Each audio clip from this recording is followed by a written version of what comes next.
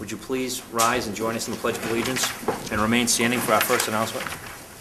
I pledge allegiance to the flag of the United States of America and to the republic for which it stands, one nation, under God, indivisible, with liberty and justice for all. The Board of Selectmen regrets to announce the passing of Susan Kelly. Susan passed away on March 19th and was an Abington resident for the past 41 years. She was the sketch artist for the annual Abington House Tour for many years. Her fondest endeavor in life was being a wife, a mother, and grandmother. She is survived by her husband, Bob, who serves as the district's treasurer, secretary to the school committee of the South Shore Vocational Technical High School. Susan will be deeply missed. Would you please join us in a moment of silence for Susan Kelly?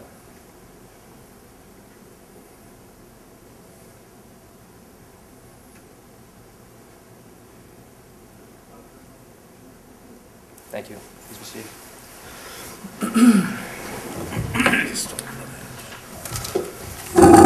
Do we have any other public announcements? I have one. Go ahead, Ken. If you visit the Abington, Town of Abington website, the Park and Rec Department is accepting summer seasonal employment applications up until April 1st, so I wanted to get that out before the deadline. So April 1st, you can just visit the site and download an employment application. Thank you, Kenny. John, anything else on the public announcements? No. All right, first on the agenda, we have with us Kathleen Bailey, here to give us an update on what the Tricentennial Committee's been up to.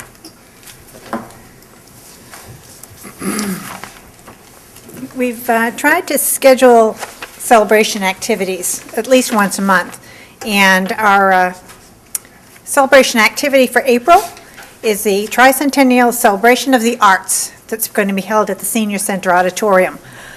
Flyers have been out for a while now in Town Hall and libraries of all three towns for the artists, the information that they need to know. They've been distributed through the Abington Art Association and the Fourth Floor Artists Association in Rockland. Both groups are working with me to put the show together. It's open to all artists living in or working on their art in Abington, Whitman, and Rockland.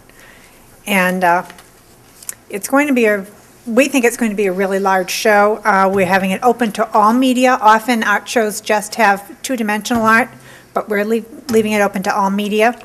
So we anticipate a large number and a large variety of artworks. The artists can drop off their work at the Senior Center on Monday, April 23rd, between the hours of 3 and 7 at night. The show itself will be opening Wednesday, April 25th, and will run through Sunday, April 29th. The hours for the show, Monday through Wednesday, from 10 a.m. to 1 p.m.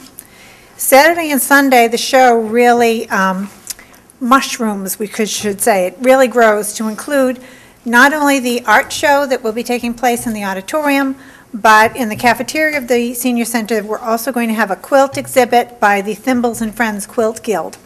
So the whole Senior Center will be a celebration of the arts. The hours on Saturday and Sunday will be from 10 a.m. to 4 p.m.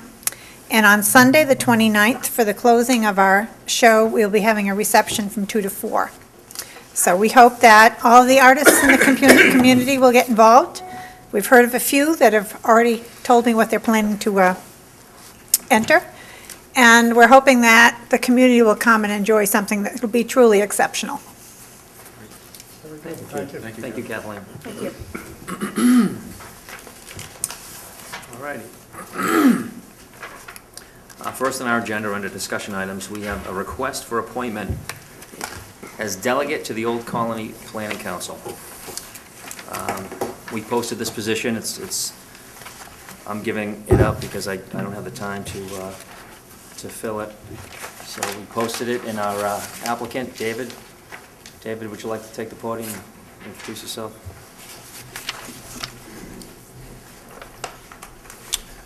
Thank you, Mr. Chairman. David Klein, 98 Temple Street, Abington.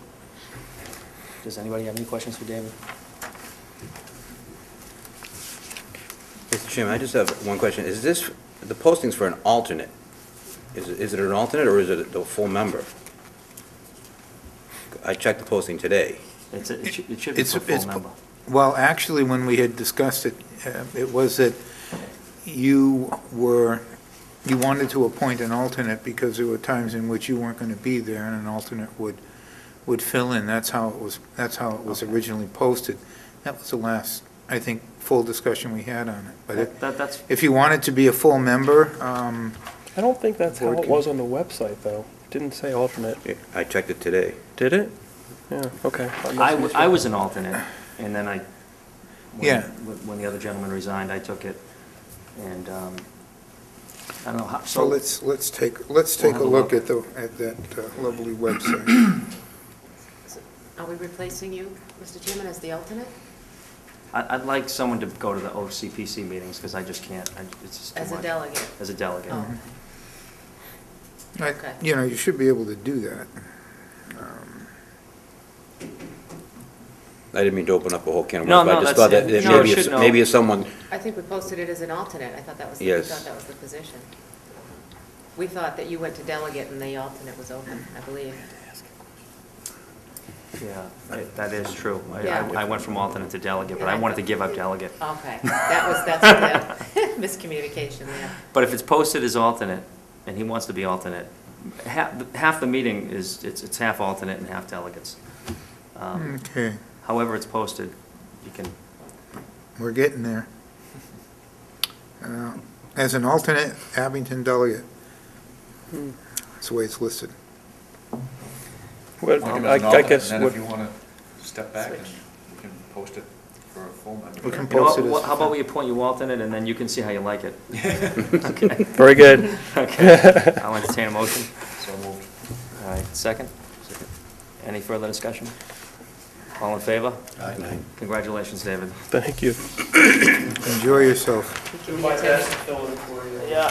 think you'll be attending a lot of meetings. It is, it's time consuming. All right. Next on the agenda, we have a request to hold an Abington Little League parade on April 22nd.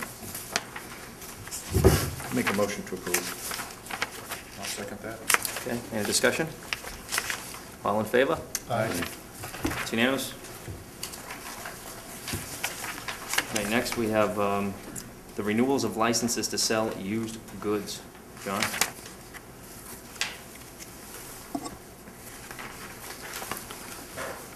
Yeah, there is, Leo has given us something on this. Mr. Chairman, I think that we can proceed with the listing of those businesses, with the exception of Old Abington Country Store, where there are some personal property taxes that are outstanding in FY11 and FY12. And also property taxes, I believe, personal property taxes. And the same with Susie's selection. However, we're not mandated not to issue the license because it's only FY12 third quarter personal property that has not been paid. Other than that, everyone else is up to date. Okay, I'll entertain a motion. So what's your recommendation on Susie's, to proceed with them? That they're issued predicated payment of back taxes.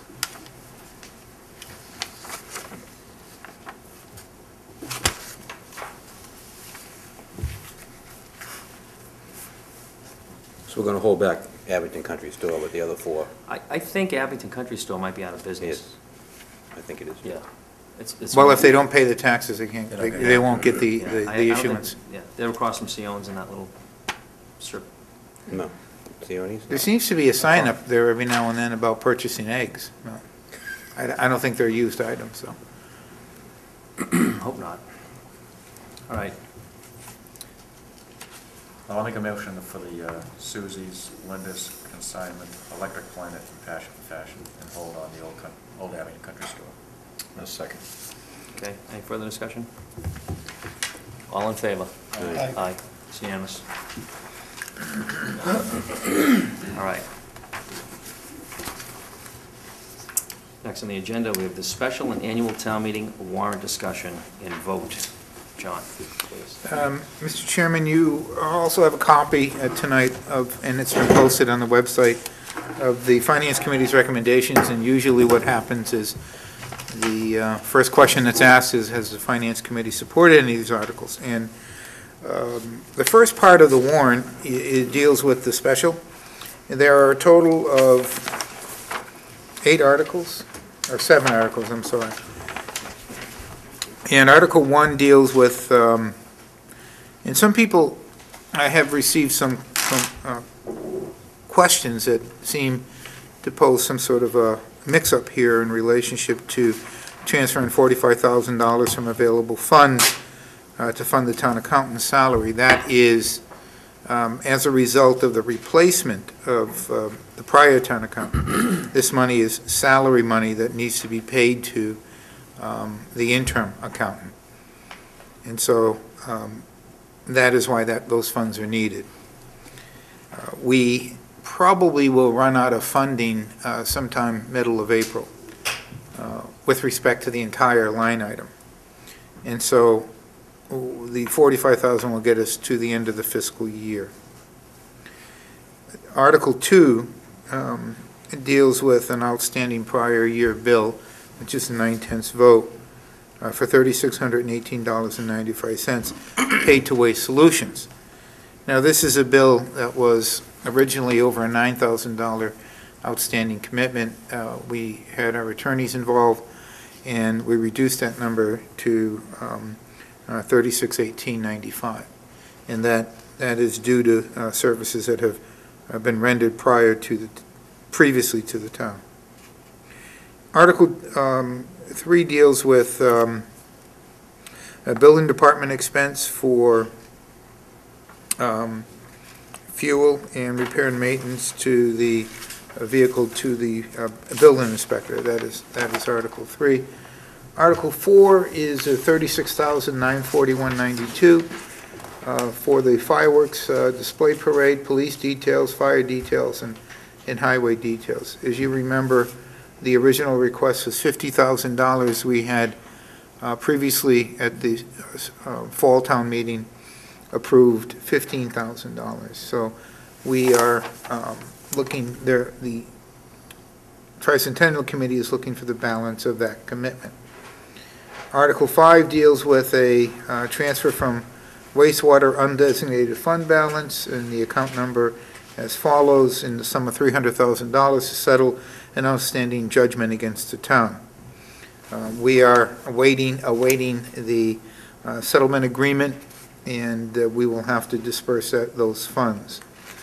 It's coming from the undesignated fund balance of the water department account, which currently stands at about $560,000. Sewer, did I say water? You said water. I meant sewer. Article 6 deals with $4,900 to cover costs associated with hiring a temporary assistant director of Park and Recreation. At the time the budget was fashioned, we obviously could not have anticipated a particular employee's illness. Unfortunately, there is no money in the budget to pay for an assistant unless we put money in the special. There is an amount of money in the balance for fiscal year 13 that should cover the cost of the assistant director. So the number appears twice, once in the special to pay from the time of passage through June 30th, and then a portion of funding for the same position in the FY13 budget under temporary part-time seasonal employment for Park and Rec. And the other deals with $7,000 for transportation costs that the town is committed to the school department to cover regional transportation costs. Those costs in FY13 will be going to $14,000. There will be a second bus added. This was part of the original request at the fall town meeting, and at that time we wanted to come back at the special within the annual to transfer the money for that purpose. that's an explanation in a nutshell. The Finance Committee supports all of those Articles 1 through 7. Andy? Any questions? On Article 3, John, could you just go into a little bit I'm more sorry. Article 3, which has to do with the building inspector's vehicle return. Maybe The- just go into a little more detail on that. When we hired, when the part-time building inspector took the full-time position, we calculated out his salary, and the hourly wage that we were paying him on a part-time basis, calculated out to about 71,000 and change, close to 72,000. We thought that number obviously was high, and in compensation for that actual number, reduced his salary to 63,000 and change, and we provided a car in lieu of. We already own the car. The car doesn't owe us anything. We pay approximately $200 for fleet insurance per year, and it's just the wear and tear in the vehicle and gasoline. So there were 2 cars issued. One was issued to the assessor, and the other was issued to the building inspector. And we had the assessor's car was sitting in the police department garage since the previous town manager had left. And those are assets that we have as a company or as a town, and either we get rid of those assets or we utilize them in the car.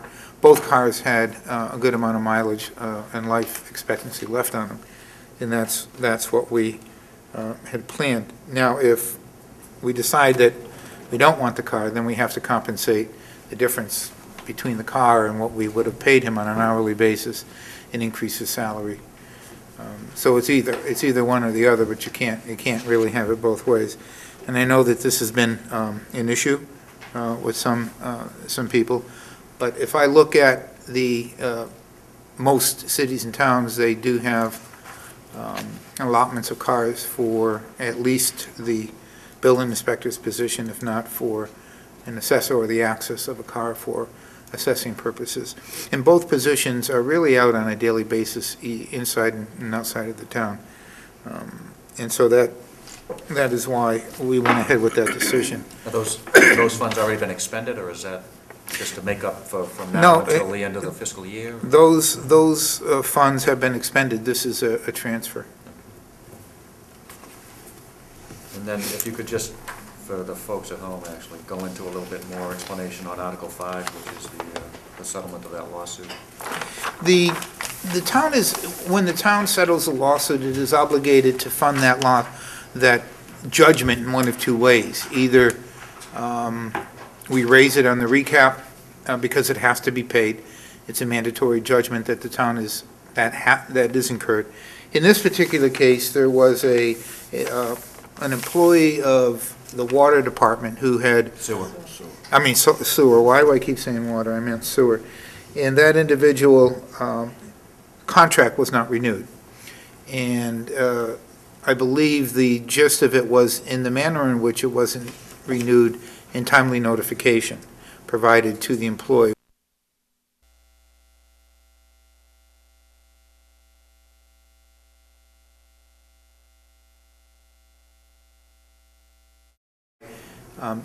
The contract was not renewed, and it went to court, and it was before a jury, and the jury sided with the employee in this particular case, which is not surprising. The total judgment is approximately $900,000. The insurance company, which initially was only going to come up with $300,000 when they had talked about settlement, we got them up to about $6,000, and this would be $3,000 for a total of $900,000 to pay that judgment. Is that what you were looking for, as far as explanation? Kevin?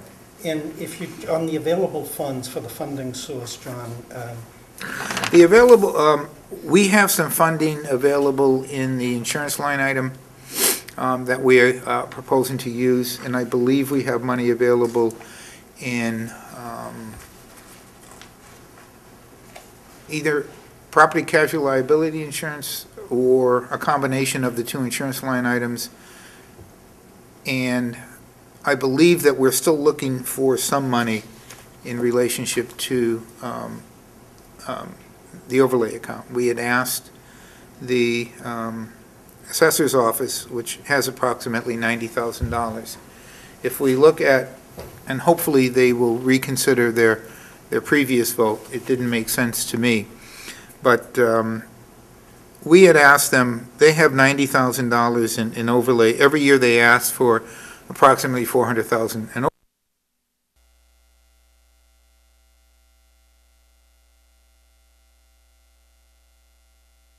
the statute, they need $352,000. So for a number of years, we have been funding that overlay account line item at $400,000. We had asked them to release the FY11 overlay amount, which amounts to about $62,000. They have a total of 90, but a certain amount of it has to be set aside for ATB cases, and those ATB cases are about $15,000. There's an additional $12,000 from the 90 that needs to be set aside for personal property tax. The decision of the assessors was not to release any because it was $192,000 in property tax. And we all know that property tax, we have a number of vehicles available to us and mechanisms to collect property tax. That is really not an issue. Our outstanding personal property tax bill is next to zero because we either go through the foreclosure process or tax title process, and we eventually end up collecting our money. So I'm hopeful that the Board of Assessors will meet to do that. If not, we will then provide some additional funding sources in our motion for town meeting. So that's what we're looking at right now. But we can only make, we probably need about $34,000 in order to make up the difference of what we currently have available to transfer from. I hope that answers your question. It does, thank you. Anything else for the special? Just had a question on Article 6. Now, our full-time employee is out on extended illness. Now, is he still being paid, or does he have accumulated sick time? Is that what? That's yes, yes, he is. And that comes out of the budget? Well, we don't budget for sick time Right. separately. It comes out of the line item. Okay.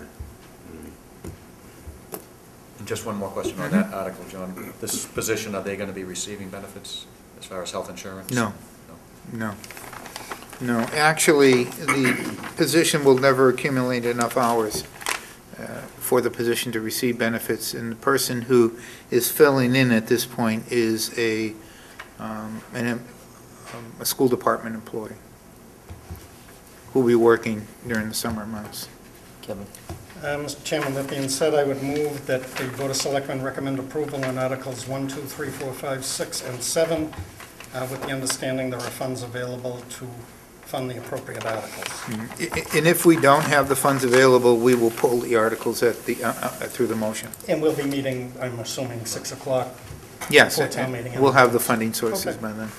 That's my motion. I'll second that. Okay. Any further discussion? All in favor? Aye. It's unanimous.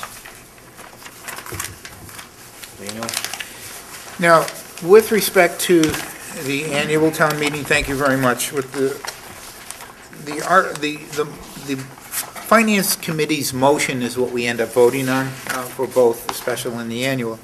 The Finance Committee recommends in a motion to postpone all action and votes on the following spending articles, namely Articles 2A, 2B, 3, 4, 5, 6, 7, 10, 12, 13, 17, 19, and 20. There are only 20 articles on the annual town meeting, which is surprising, but the thickness of the warrant is due in part to the fact that we have a number of bylaw changes. Now, based on the amount of the cost of this warrant, which is approximately $16,000, I'll say that again, $16,000, based on the number of people who show up to town meeting, that equates out to about almost $54 a voter. Now, democracy is expensive, but does it really need to be that expensive?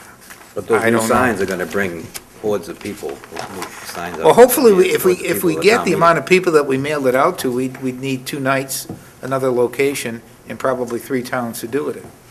But- So, if we skip Article 1, and we skip all the financial articles, the first article that we come to, for which we don't need a vote, would be Article 8, which we're going to take up at this, Actually, wouldn't it be Article 2, the personnel bylaw? oh, I'm sorry, yeah, Article 2, I apologize. Now, Article 2 has the personnel bylaw, which is Exhibit 1, which is found at the back of the warrant. And that Exhibit 1, and the reason why we had to do it this way is every time we tried to take the edited version of the personnel bylaw and put it into the text or the body of the warrant, it made all the changes, as assuming that you want to make those changes and have agreed to them. But because people want to see what the changes are, we had to append it as an Exhibit 1. So I would myself say that this is a second try at the apple. Hopefully, all of the changes have been made, and as you can look at the article, you'll see that we had a public hearing, and all of the recommendations in that public hearing have been included in the There may be one more. edited version. One more minor change. Okay, I'm sorry. Section 5-1. What did we do? Okay, Pay policy. The town manager shall fix the compensation of all town employees and officers appointed by the town manager in consultation with the appropriate appointing authority. yes. Should we take out appointed by the town manager? Only because there are like, positions that aren't appointed by the town manager that you would have to consult with, such as the sewer department and the. Well, I think that's where in consultation with the appropriate appointing authority came in. I think that's what was requested at the hearing. I'll do whatever you want. Town manager shall fix the compensation of all town employees and officers in consultation. So we'll just read in consultation with the appropriate appointing authority. Or we can add the word "and" in consultation. That's fine. Okay. Henry? Is that?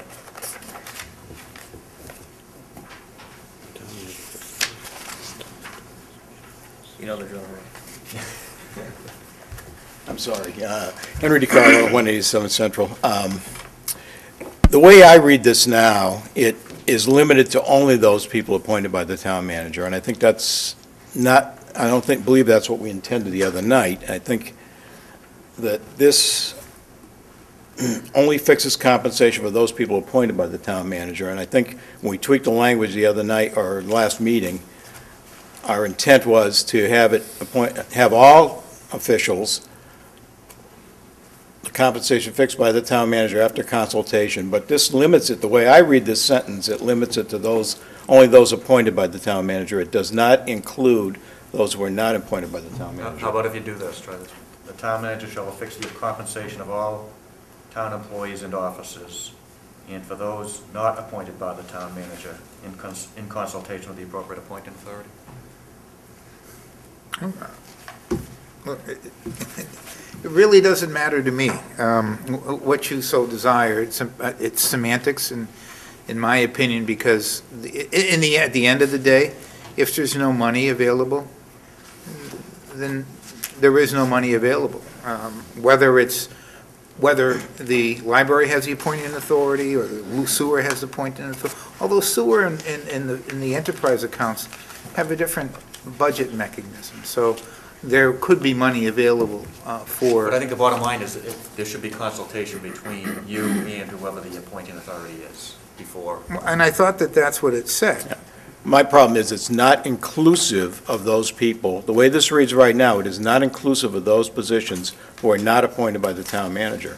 And maybe, you know, I may be reading it wrong, but I think that there's no mechanism for those people who are not appointed by the town manager with the wording we have. I think we're all in the same intent here, but I think the wording excludes those not appointed by the town manager right now, the way the wording is printed in that warrant. Henry, are you, what Andy just read, are you? Yeah, that would be, that works for me, yeah. All right. Okay, so what is it again?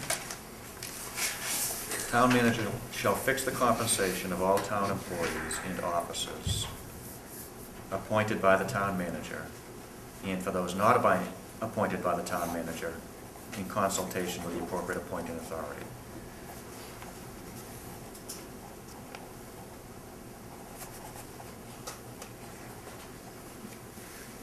I think striking those 5 words reads better. It's more, it's the same thing. Okay. That's fine. Are we all fine with that? I'd be fine with that. Okay, does someone want to make a motion? Is that all right with you if we just strike it? Either one works for me. I think there's a good point there, that fewer words is something better. He's a lawyer, he gets paid to put extra words in things. Well, we made that same change in other portions of the bylaws, so do you want to make the change all the way through? Because, No, I think that's the only spot. My reading is that's the only place that it limits it.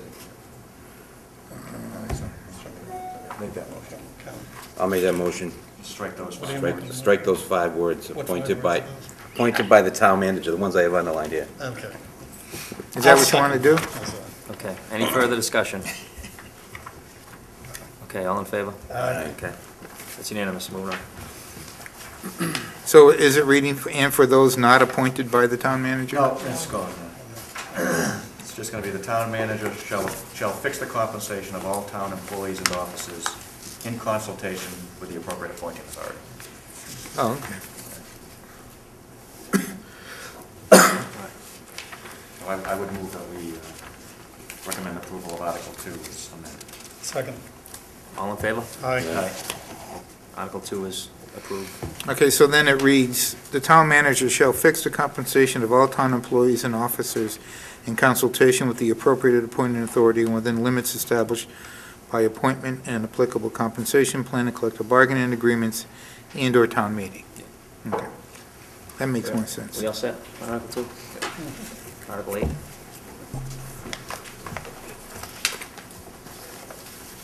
We'll have to get the Finance Committee to agree to that, because the Finance Committee is the one whose motion we vote on. They may say no.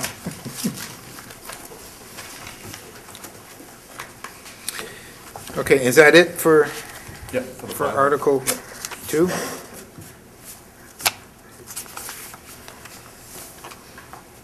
Hopefully, before we all end up frail and elderly, we can get this bylaw passed. Don't worry, you can come to senior center. I know. It's the only place I'm really welcome. Is that true, Dave? Is he welcome there? Yeah. Oh, okay, all right. Yeah, because he cooks. I talk myself and them into obliviation. Okay, Article 8. Mills tax?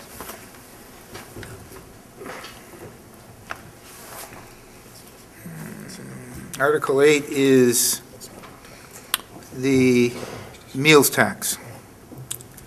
I don't know what else could be said on this. It hasn't already been said over the last 4 years. It's actually only been 2. This Well, will I be 3. I think I it was 3 in a foolishly year. put it on. This will be 3 Yeah. a year. Does anyone from the floor, would anyone like to speak to this, to Article 8, the meals tax? Sure, sir, just introduce yourself. Thank you, Mr. Chairman. Peter Foreman, President of the South Shore Chamber of Commerce, and on behalf of the Chamber and the Abington Business Council, we would again like to be recorded in opposition to this proposal.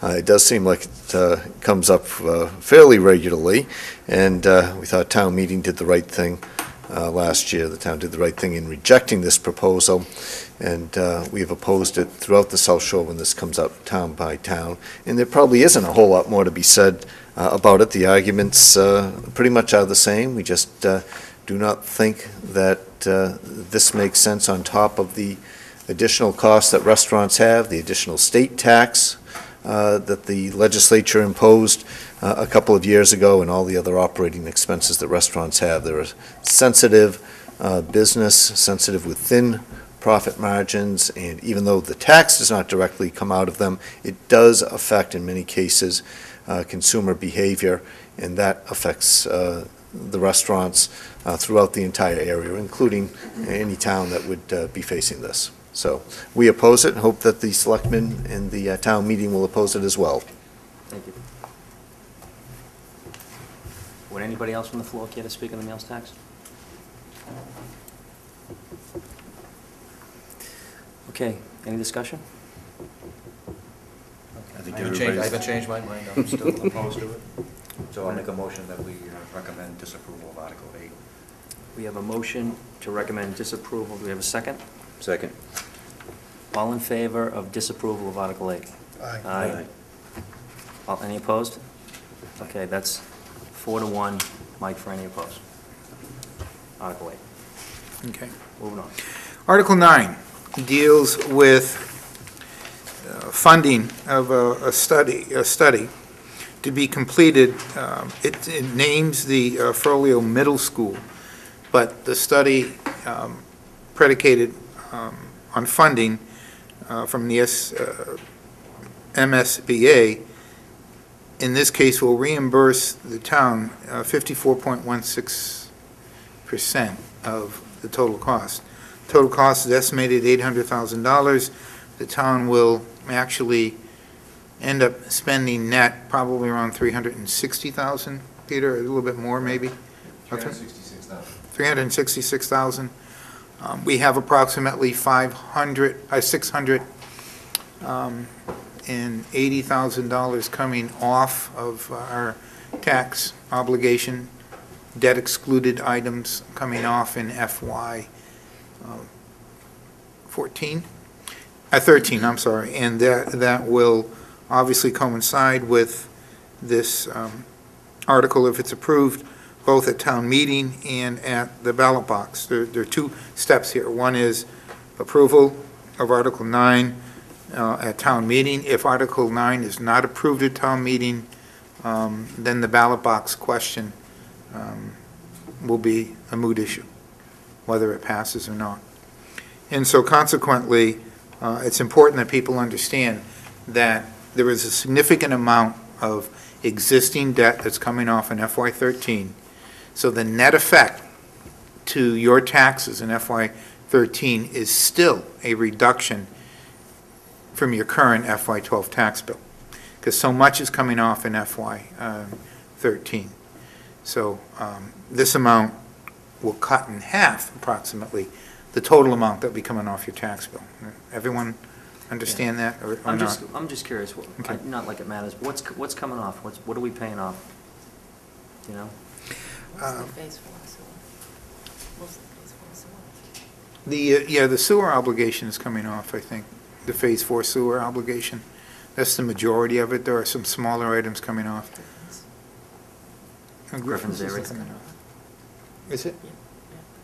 Griffin comes off in FY 13 or Most of it's 14? 14. Okay. Griffin's is coming off in 14. Mike? Is it possible, is that, I tried to find that on the website, maybe I went on the wrong thing, is it possible to have that on the website so people could see? We going will forward? have an abridged, I tried to put it up on the website, but Well, you provided us with a spreadsheet that was very well laid out. that's what I'll put on the website, Yeah, because that I would be can't, fine. there are multiple sheets to the debt schedule. In order to understand it, unless it's summarized, you have to have all those multiple sheets. I can't save those multiple sheets under one tab. I got to create separate tabs, so we would have 6 or 7 separate tabs, and it could get confusing. So we plan to have as an informational packet made up, and that informational packet at town meeting will have the breakdown of debt, what's coming off, where it's coming off, when all of it's coming off, so that people have a good idea before they vote on Article 9 as to whether or not what debt is actually coming off and what that amount is. And we're also going to have, as well, an impact sheet on what the impact would be. How much of the debt that's coming off, what is the impact of this debt coming on? So you'll see that there will be a negative impact if this feasibility study is added. I went to the Finance Committee, and I have absolutely no problem providing for funding for this article through a debt exclusion.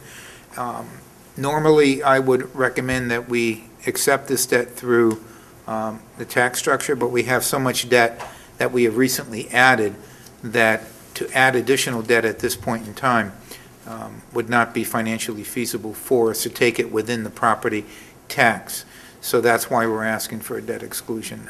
It is not a significant amount of money, but it is something that I think is necessary for the schools to succeed and to move forward.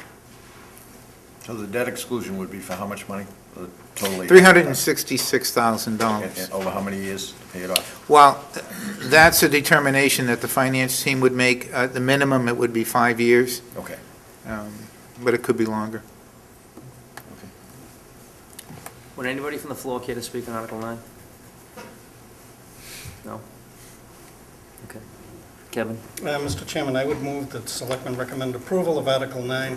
I think the issue clearly is, in my mind, is the fact that, number one, the Commonwealth will be reimbursing us a very large percentage. Secondly, I think it's clearly, at least in the presentations that I've seen from the school committee, has demonstrated not only the need, but I think it goes further to the question in the community itself. But the very fabric of a community is tied to its schools, and I think that is reflective in your home values. So I have absolutely no problem, and I would recommend that we recommend approval at town meeting. I'll second that. It's okay. Did you want to say something? If it's appropriate. Yeah, that's fine.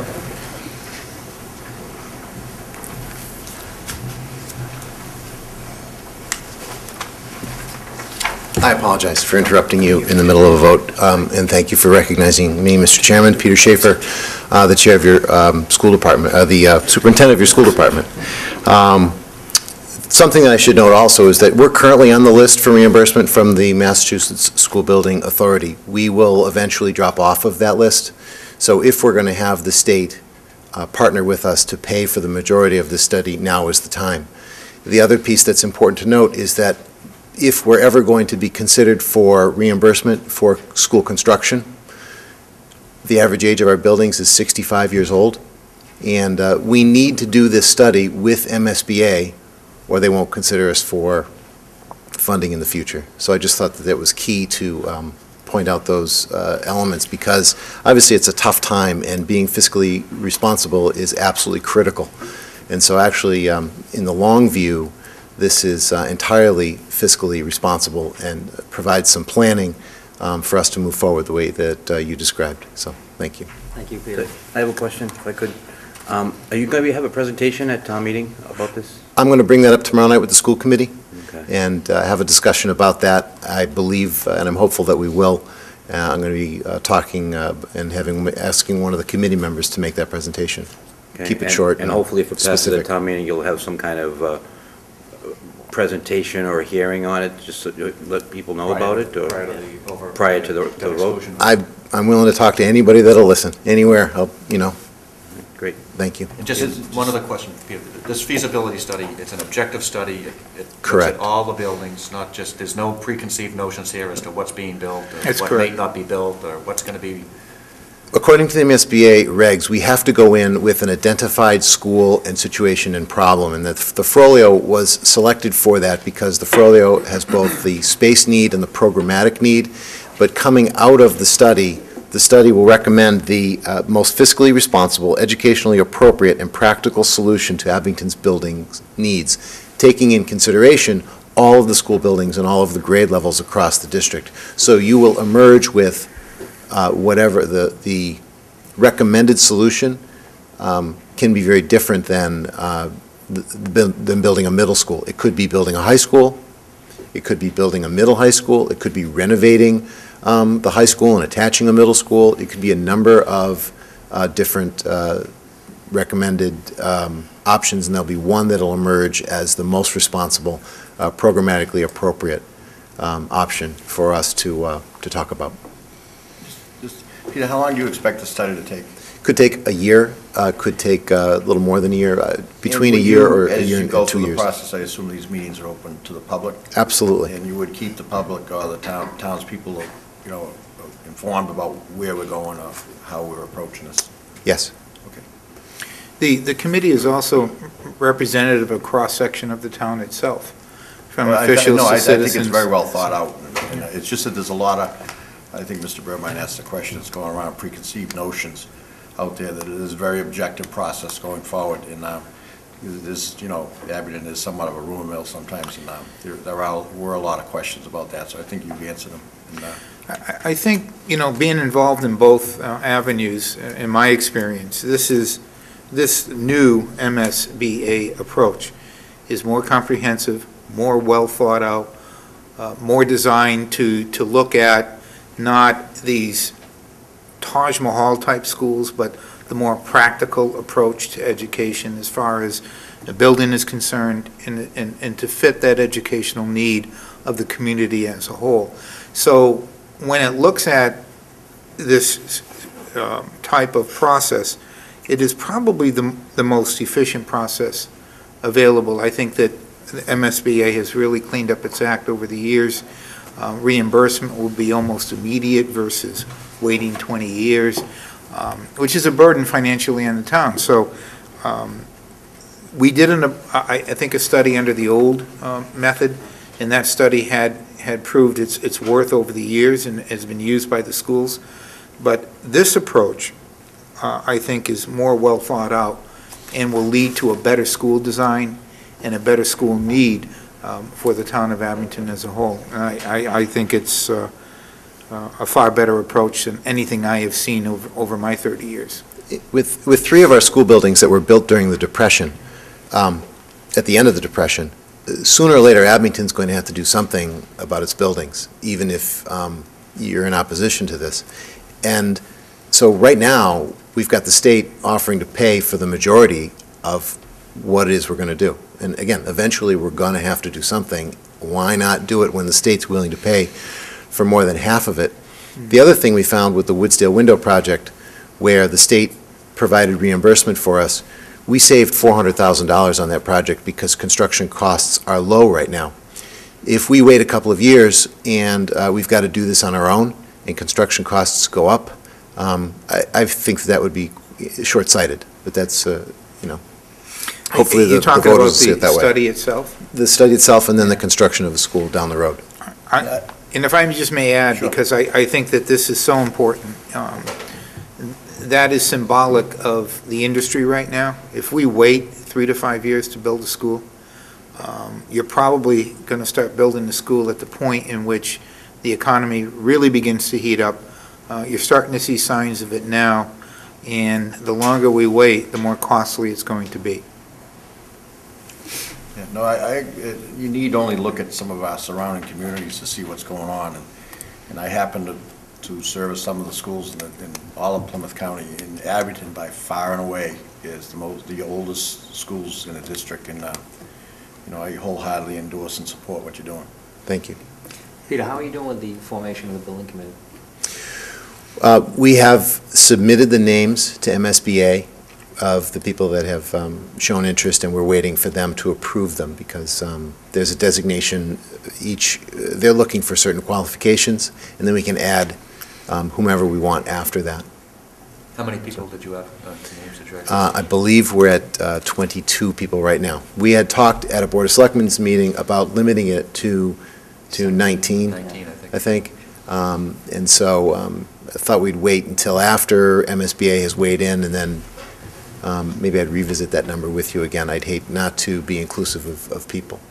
So, the other piece that I just wanted to mention, as you mentioned other communities, there isn't a town that Abington touches that hasn't already You're right. done this work or is currently doing this work.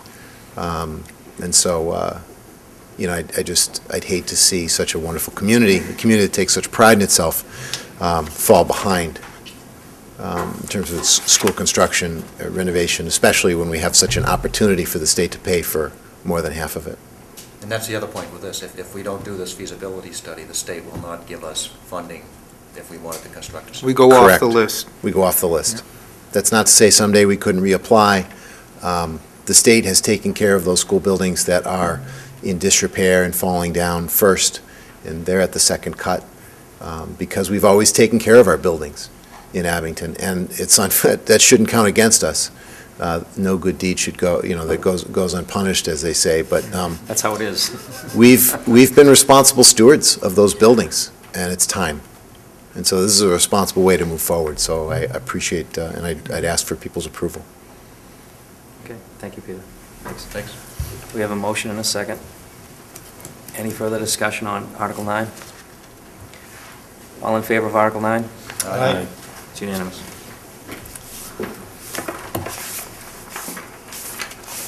Article 10 is a financial article. Article 11 is a petitioned article to reduce the quorum for an annual or a special town meeting to 75. And that is a petitioned article by Mr. Moliker. Does anybody have any questions on Article 11?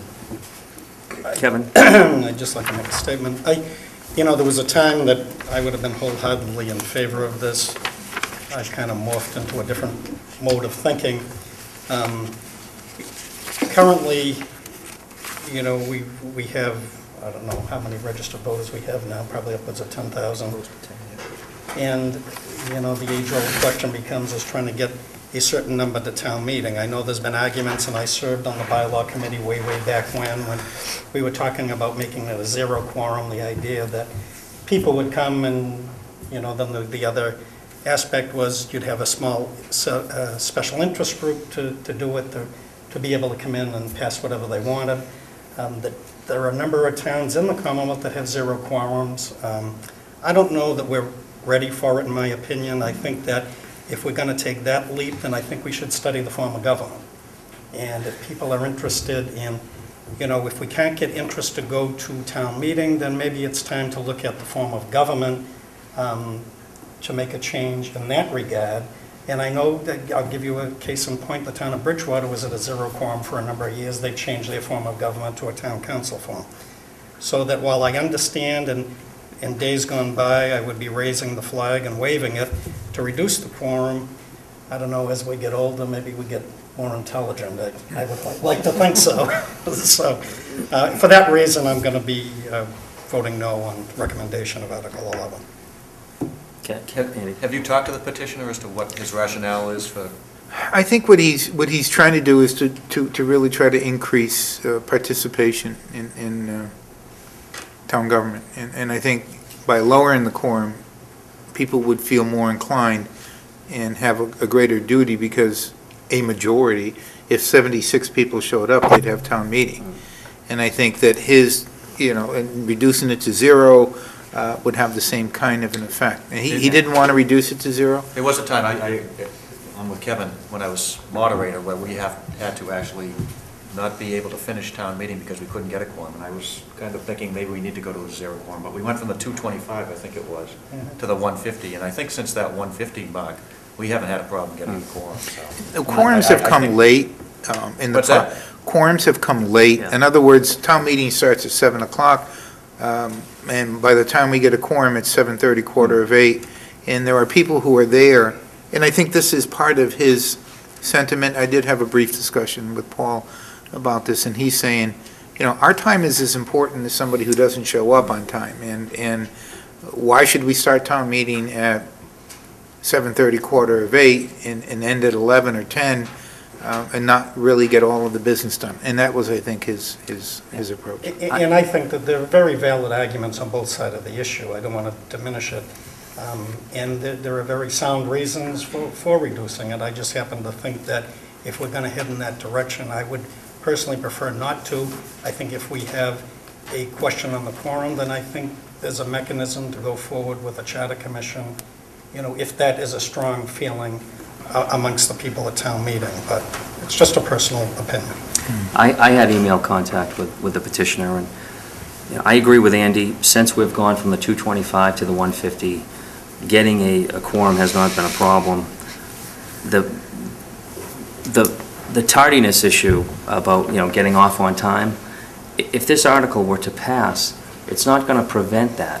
So you could start town meeting, but you're still going to have 150 people lined up outside. They're still going to be coming in late, I think. Right. But at that point, you start town meeting, you don't wait. You start town meeting, but you have people checking off names at the table who might want to vote. You have residents doing check-in that want to vote, they want to participate. And I don't think this article is going to prevent people from coming late. That's right. No, it's going to just start town meeting. It's going to start town meeting, and it's going to be disruptive. There's going to be people lined up at the door, and I'm not going to support this article.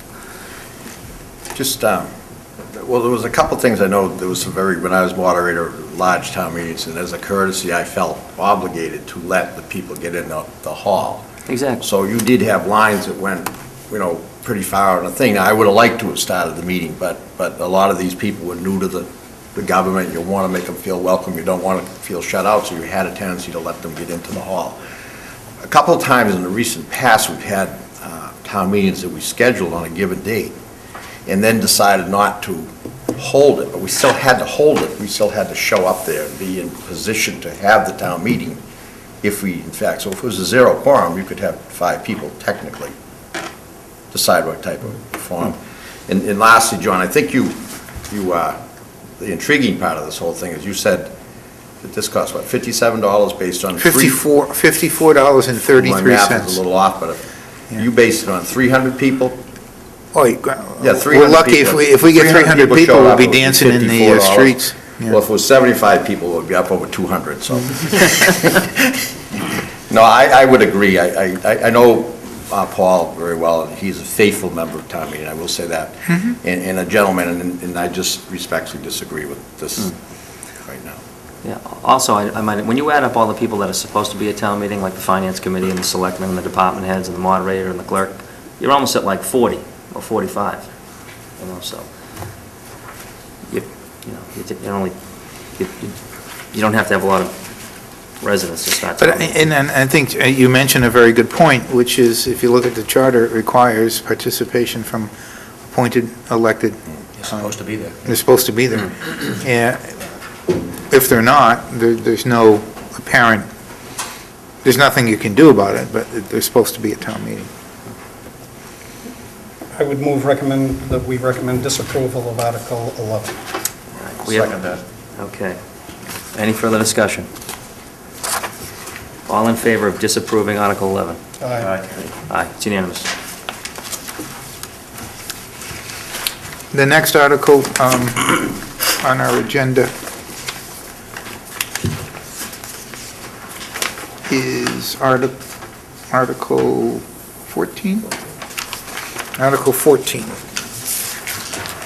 Article 14 is a bylaw amendment,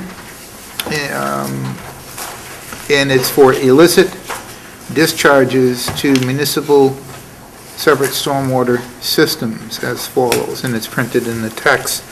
The Finance Committee recommends approval of the article. Enactment of local bylaw is required to comply with state and federal regulations. We are mandated by FY13 to have in effect a bylaw very similar to the bylaw that's being proposed here for town meeting. This bylaw would in effect comply with the state and federal regulations as it relates to stormwater management.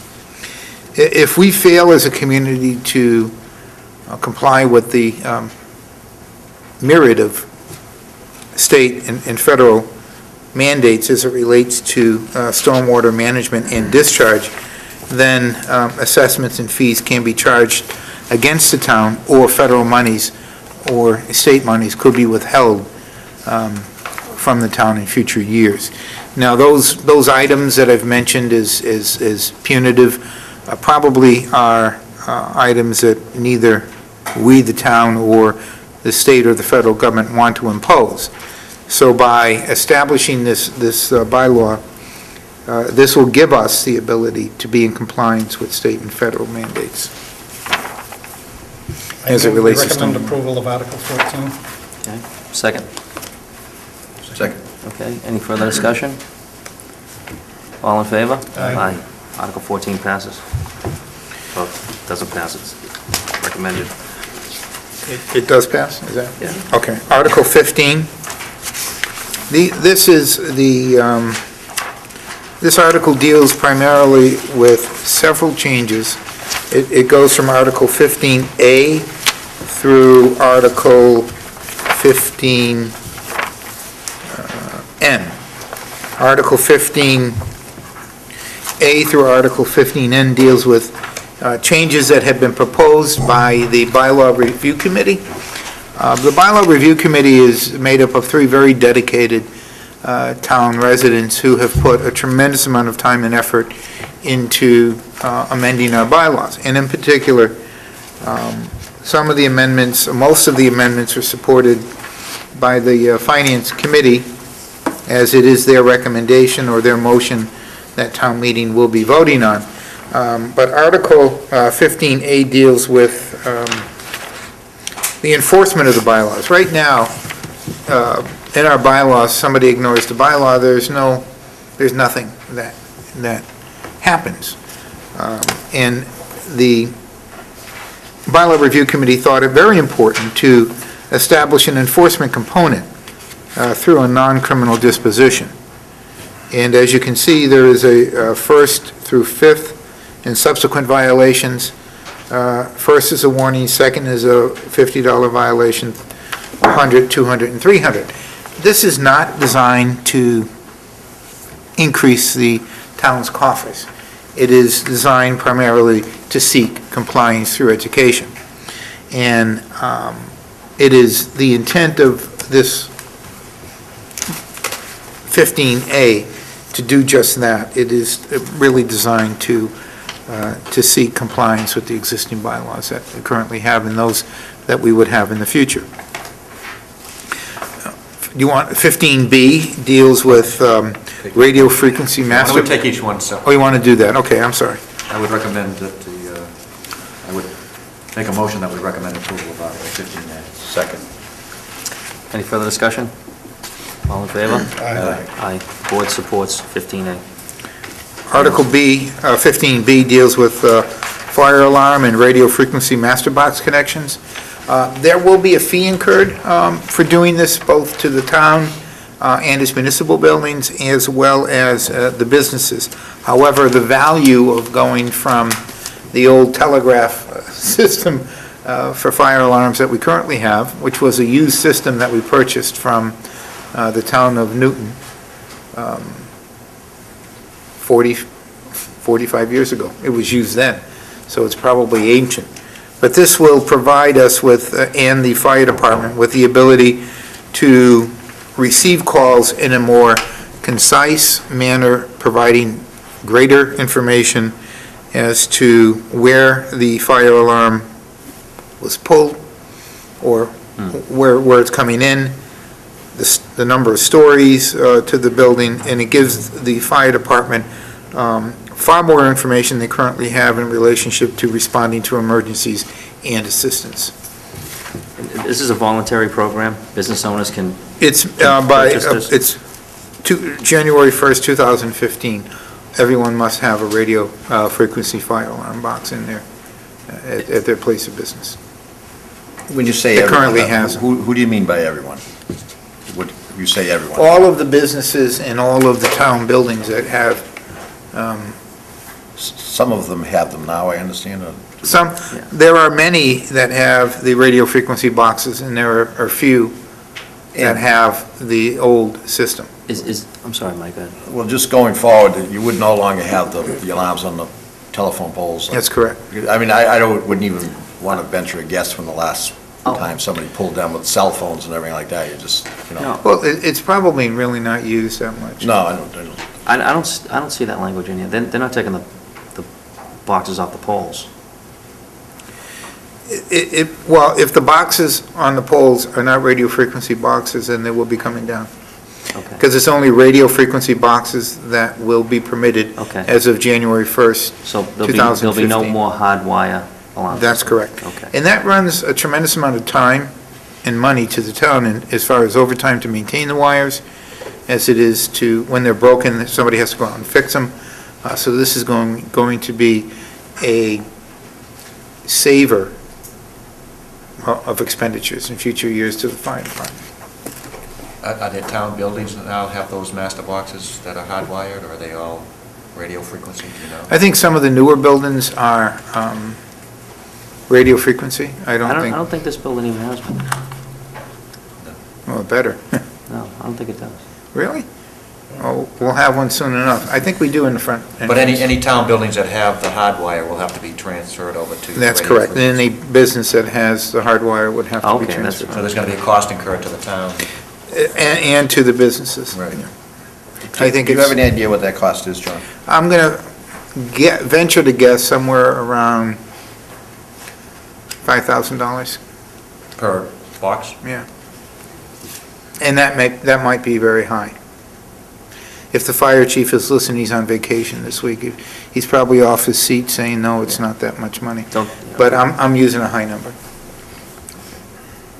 Can you have that number for town meeting, just so we... I can. Absolutely. I'll make a motion to approve Article 15B. Okay. I'll second that. Okay, have a motion and a second. Any further discussion on 15B? All in favor of 15B? Aye. Unanimously support 15B. 15C is town meeting location, allowing the Board of Selectmen to determine by separate vote, and if necessary and/or appropriate, to hold an annual or a special town meeting outside of the geographic boundaries of the town. The reason for this is that if we have and we were just talking a couple of articles ago about reducing the quorum, but in the event that we should have a huge number of residents show up for a very controversial issue, then, and we can't accommodate them at the current location, then this will provide us with the ability to name alternative locations in order for us to properly hold town meeting. Oh, Kevin. I guess, again, I am opposed to this. I think the issue becomes, when you look at it, I've been involved in issues of town meeting where we've had it, not in this town, but in the community I was working in, where we had actually we had it in the auditorium and we had it in 2 gymnasiums. It was such a hot issue. We had well over 1,200 people there, but we made the accommodations. If it got to the point that that was inside, now certainly I think we have the ability to do that in this town, and if it got to be such a huge issue, we have the memorial field, we do graduation outside, or did for a while, and in my view, I understand the reasoning for it, but I don't know that we have, in my opinion, the facilities available in this town to do it, and, town meeting, in my opinion, is sacred, and I think it should be held within the boundaries of the community. Again, I understand the rationale behind it, but philosophically, I'm just opposed to it. I had discussed this before, and again, we should always have a town meeting in this town. But as, and I could see certain things, like say, for instance, when the school vote comes up, that could be a very large or somewhat controversial. And you could have 2,000 people, and that the mindset behind it was that you might want to go to a place like Massasoit's Conference Center or something like that, reasonably, located near the town of Abington. You also could have a catastrophe to one of our school buildings, say a high school or something like that, and not be able to accommodate it. It was just, it isn't something that would be used only, this is accommodating the laws. It would only be used under extreme emergencies and like a catastrophe or like a very large town meeting where, we want our people to be comfortable and stuff. It definitely should not be something that is abused, and that isn't the intent. It is just looking forward, thinking that what if we did have a problem? Because, realistically, Kevin, at night in the summertime, meet at Memorial Field, you have to sell a lot of bug spray and stuff like that. It's just something that, unless we had it on a Saturday or a Sunday or something, I suppose we could do that, but I don't think it's something we would ever use, that's what I'm saying. I think it's something we should have in place in the case of emergency, but hopefully would never have to use it. Yeah, I agree, Mike. I think it's there just for in case of an extreme emergency to be able to go someplace else. And I think, to that point, you look at the town of Middleborough, when they had the casino vote, they did it on a Saturday during the day, and they had it in the middle of a field. And they were able to accommodate it. I just think, again, my own personal preference is that I think the town meeting should be held in the community. I think we can make adjustments to be able to do with that. And again, it's one of those issues you could argue effectively. No, I appreciate it. I'm not. My personal preference is, I think it should be here, so. Kenny? Well, I was all set to say, yeah, okay, no problem, move it out of town if it gets too big, but I like Kevin's way of thinking, because I agree, I'd like to have it in town, and we can have it in town. No matter what happens, there's some way it can happen, so. You could have it in town, but it might be a lot easier to have it out of town. Just even if you think about Memorial. It's Abington's town meeting, we should have it in Abington. Can I just finish? Yes. No. Just for the acoustics at the Memorial Field, just to set up the acoustics and people hearing, and I think I remember reading about Middleborough and the 2,000 people who went, and some of them couldn't even hear what was going on. It was very confusing. I just think to be able to have it in a good-sized hall, maybe at the airbase. But I just, we can have it at Martin's. Go ahead. Ability to go someplace. I think also, Abington is on the airbase. when you're talking building a large, outside facility, you have to worry about toilets. You do have to worry about handicapped accessibility, to be fair to people. And I think looking at this, again, hopefully would never, ever have to be used, because I think you're right. I think we do have facilities for the most part in Abington to be held. But you always have this what if. It's just something that's going to be there. And, again, we could hold it outside, but again, I'd reiterate, 1,500 people, 2,000 people out there, you'd have to have porta potties. God knows if you got in one, I'd have to tip it over, but, I don't know. I just say, again, That's I why we respect have your town opinion. meetings, so we can have the debate at town meeting. But the toilet facilities is something that's pretty critical, I think. Since everyone's given their opinion, I'll give mine. I also think that town meeting should be in Abington, but I believe this gives us some flexibility and a force majeure. So I will entertain a motion. I would recommend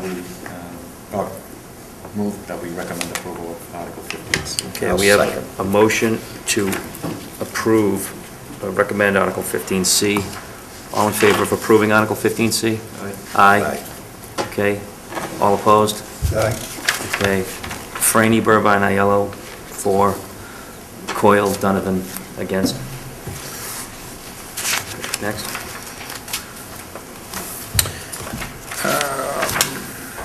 Article 15D deals with office hours and building closures and the role of the town manager and the board of library trustees, town manager authority to close public buildings. And this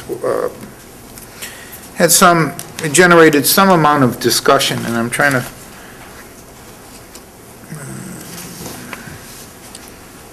the Finance Committee recommend approval of the article with the amendment to insert "or its designee" after the Board of Selectmen in the second sentence of subsection 155-3.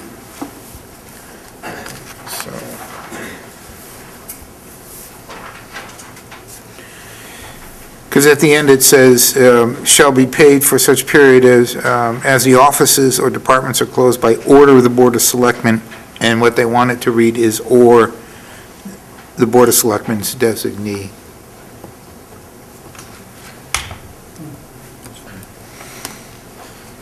I would move we recommend approval. Okay, you have a second? I'll second that. Okay. Any further discussion on 15D? Is that recommended approval with the Finance amendment of the Committee. Finance Committee? Okay, just to Okay. make sure we're all on the same page. All in favor? Aye. Aye. It's unanimous.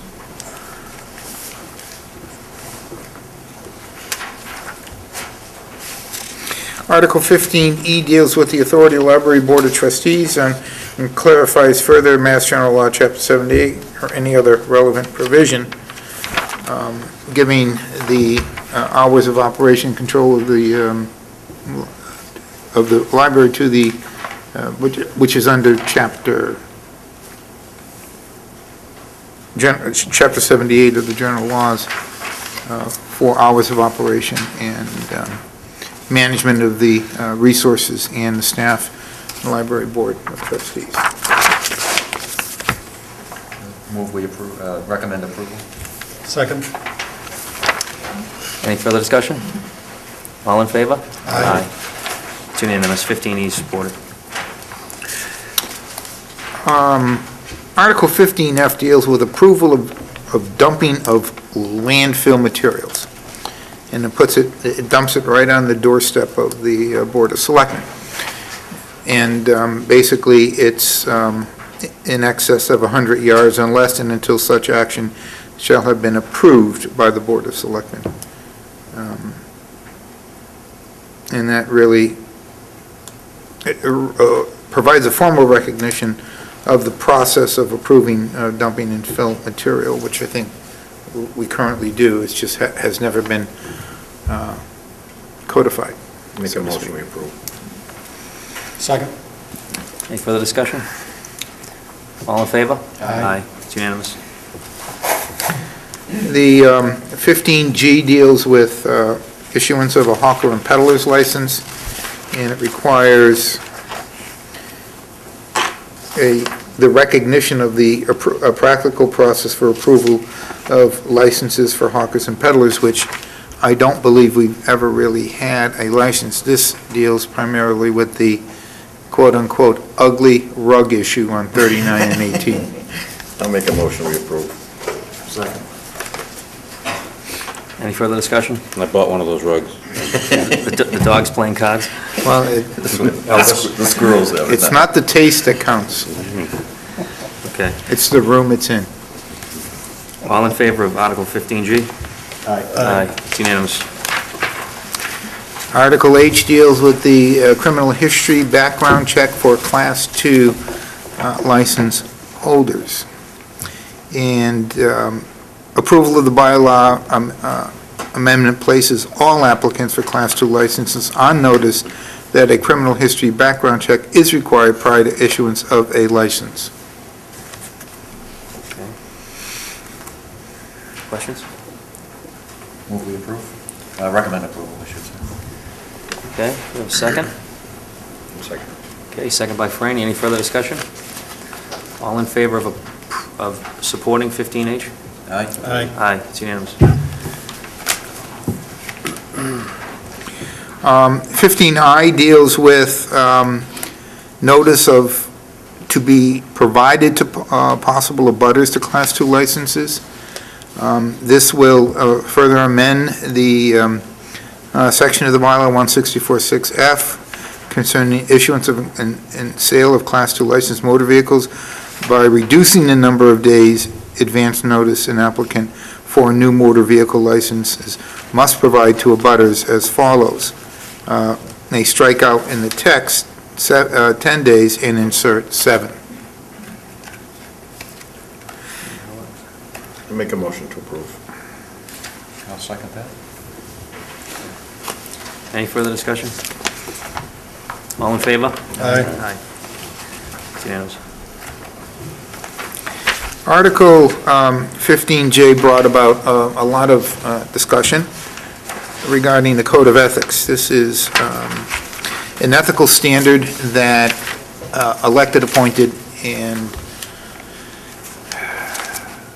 boards and committees must abide by. And basically, the gist of it is that there, if you are going to represent a private concern before a public body in the town of Abington. It is, the bylaw as it is written and recommended by the bylaw review committee is that the individual must file a representation notice with the town clerk's office. If the individual is representing the same individual across a number of different boards and committees, there's only one filing required. However, if it is for multiple individuals before multiple boards, then there's a filing for each requirement. This goes a little bit further than Chapter 268, subsection 17. 268A is subsection 17 is the ethics law. What the town is requiring is that the ethics law be taken a step further in the town of Abington and require this filing before the town, with the town clerk's office. And the Finance Committee recommends approval of the article with the following amendment. They are deleting the following. After General Law, Chapter 268A, subsection 17, deleting the following.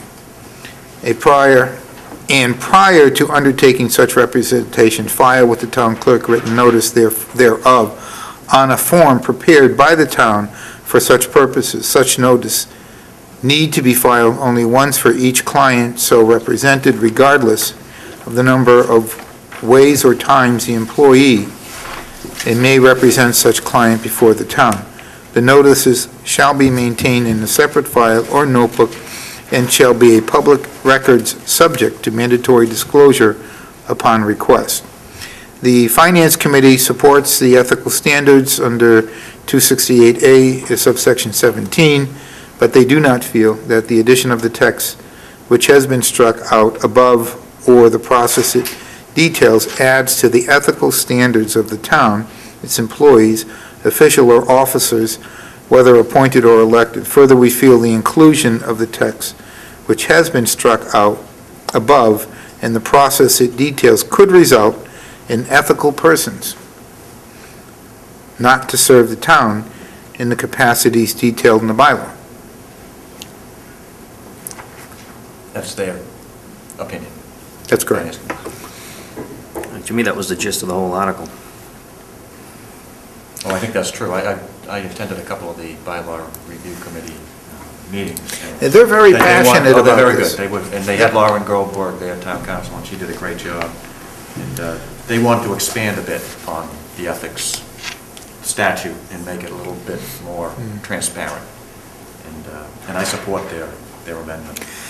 You know, As originally written, I think. I think it's as not going to public- be an undue burden, as far as I'm No. concerned, and I'm an attorney. I don't think it's going to be an undue burden for somebody to just have to fill out a form and file it with the town clerk to represent someone. I look at it in a little different context. I don't look at it as a burden. I look at it as a standard for which, if you want to serve your community, then you should have to act and respond in the highest standard possible. And if that requires you to fill out a form, then so be it. You choose this purpose. You choose to serve on a board, elected or appointed, by running or by asking for an appointment. And if doing so as a public official requires you to be held to a higher standard, then so be it. I mean, I think it's important that we hold our elected and appointed officials to the highest standards possible. And that if somebody who didn't want to fill out a form, wanted to serve on a board or committee and wasn't willing, to fill out that form, I think the discussion and dialogue was, do you really want that person to serve on that board or committee? And I know it's difficult sometimes to get people to serve on boards and committees, but that has to be balanced by what is in the collective best interest of the town as a whole and the issue of transparency. And I think that was the issue that the Finance Committee and the Bylaw Review Committee parted. I mean, they parted at that point.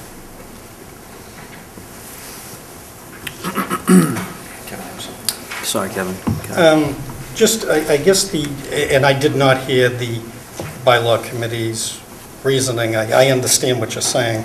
The only question, and I remember when Lauren was making her presentation, I specifically asked when I was looking at this, because it gave me some concern on enforcement as to, okay, fine, if we put this in, how is it going to be enforced? What's the penalty? And the response I remember distinctly was, if we enact the 21D bylaw, which we just did in Article 15A, and assuming that's approved at town meeting, that an enforcement provision would flow from that.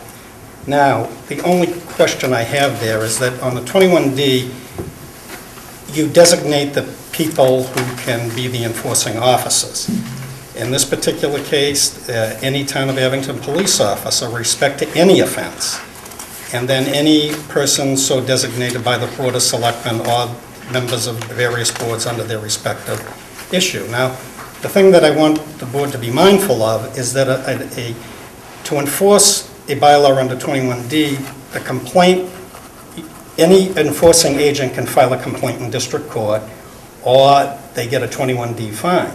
If they want to contest the 21D fine, they appeal to district court. So in theory, I guess the question becomes, and this is what, when I asked the question that was in my mind, is that, okay, in theory, if somebody didn't fill out the provision, and I agree, I don't think there's anything wrong with somebody filling out a provision. However, if they fail to fill out the provision, let's take it to its extreme. Any enforcing agent can file a complaint in the district court. So somebody that fails to file with the town clerk through a mistake or whatever, the enforcing provision would be somebody that's authorized could horse right over to district court and file a complaint against the person and hold them in before the court. Subsequent to that, they could be fined. And the offenses and the fines under 21D go from a warning to $300, depending on the number of violations. If the person is aggrieved by that, they can appeal it to the district court. So now, I guess in my mind, you're looking at volunteers. You're placing an additional burden that I don't disagree with. I think I agree with John's assessment that I think transparency and in terms of filing notice in the clerk's office, there is absolutely nothing wrong with that. My concern, though, is the enforcing provision. And if that, with that mindset, and we have to look at the bylaw in totality and the potential of what could happen under the bylaw, you've got to take it to its extreme. If you take it to its extreme, you're asking a volunteer who fails to file paperwork, potentially could then be faced with the embarrassment of being summoned into district court, or be levied a fine of a monumental proportion that, again, because of their volunteer capacity, they have to appeal to the district court and may have to take time out of their schedule to fight something that, in good conscience, they may not have done. So that's my problem with the whole issue. I think it can be problematic. I don't disagree with the intent. I think the intent is fine. I just think it's problematic down the road because of the enforcing provisions. But the enforcement is an either-or. It's either-or, but I think you've got to look at it in its totality. Right. So that the question becomes is that if somebody wanted to enforce the provisions of 21D, any enforcing officer has the option. Correct. They could file a complaint in district court, They could. or they could fine them. Right. Well, no, they can't fine them. The first violation is only a warning. Well, that's still a fine. That's not a fine, it's a Well, warning. it's a warning, but the question becomes is, okay, say they have a second offense, they get a And fine. it's a fine. But Yeah. there shouldn't be a second offense. I mean, if they know, that's the whole I purpose. I think think it- John is correct. I think you're putting an undue As a public burden on official- volunteers. As a public official, you should be held to a higher standard. You I really agree, should. I agree, but I think you have to look at the common sense approach, is that you're asking people to volunteer for a community. You're asking them to take time out of their schedules to volunteer for the town. Right. I think Chapter 268A in and of itself provides those parameters, and it provides a fining mechanism. I'm only concerned with a ministerial act that they failed to follow, that is more restrictive than 268A, and then they have that additional burden, you know, to potentially be exposed to. That's just you know, my opinion. all the things we do as elected officials and volunteers, I mean, it's hours, countless hours. I don't think filling out one waiver is going to be an undue burden. Well, let me say You know, this. we all have campaign finance reports that we have to fill out. We sign our names to all sorts of stuff that would expose us legally. So, we could expose Listen, the I've town been doing legally. this for 36 years. I filled out many reports, many disclosure forms. I understand that part of it implicitly. I guess maybe I'm watching too much TV because I looked at the Republican presidential debates, and more government is not necessarily good government. And in this particular case, I think that more government could be problematic to a volunteer, and it's just in terms of the enforcing provisions, because of the 21D issues, you know, I think that people should be mindful if they want to make a conscious decision and then vote the bylaw in, knowing the full gamut of that. Okay, that's democracy. I don't disagree with the premise of filing disclosure. I disagree with putting people of the enforcing provision by putting a volunteer on a ministerial act that's over and above Chapter 268A in harm's way that could potentially cause them embarrassment for something that they may have forgot to do. Just my opinion. Can I just weigh in just a second, because I think that there might be an ability to resolve some of this, because I think that the Finance Committee was pretty much stuck on the same thing that Kevin was. And I heard over and over again at the Finance Committee meeting with the Bylaw Review Committee there that they had no intention of making this particular section punitive financially. It was more an issue of disclosure and more an issue of transparency. Those are the real two issues. So if you go back to D, and we propose an amendment that basically says, with the exception, the enforcement exception of J, I think then you're back to the issue of a simple disclosure for transparency purposes rather than for punitive purposes. But with no enforcement mechanism if the disclosure isn't, so it's there, but I'm not going to file it, and I'm going to continue. Well, but you know what? If the person then runs the risk of being publicly exposed for not doing it, what are you hiding? It's almost like it's like if you're not. It's like the same thing with us. If we either are not telling the public the full truth, nothing but the truth, so help me God, but there's something that we miss or we don't say or we don't tell them, then we're held to that standard of why didn't we disclose that? And so wouldn't this person. And so I think that the penalty here is not something that is monetary or going to district court to resolve, because you're going to have to answer to the reason as to, okay, we know you represented this person, why didn't you disclose it? What were you trying to hide?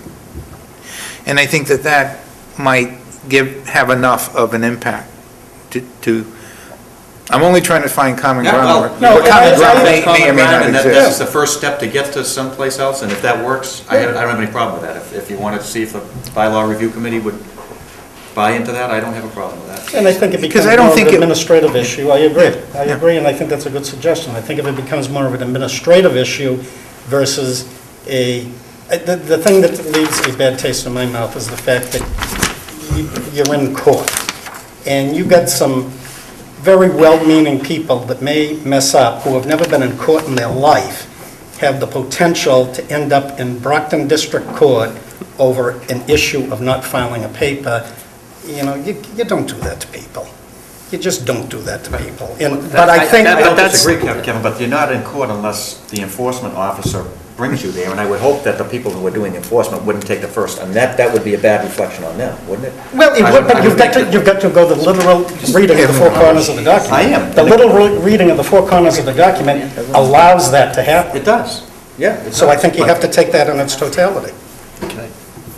Man, and I hesitate to speak because I know you're very fervent about this and stuff, but you're talking to a member who's been involved in the government of this town for a lot of years.